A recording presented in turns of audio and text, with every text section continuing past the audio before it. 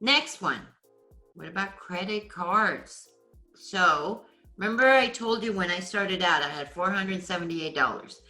Finally get into this house and it was so outdated. Didn't have a job.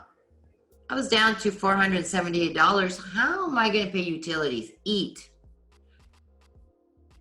I had just moved into town and I had a whole bunch of stuff in my trailer. So I started selling things on eBay.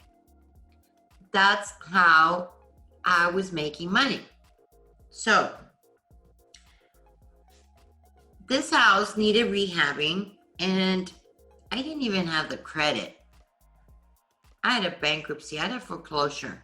So what I did is I went to a friend of mine. I said, hey, I know you don't have the money and I'm doing this deal, but I need to buy some materials. Would you apply for a Home Depot card and let me use it? I will give you ownership interest in this property.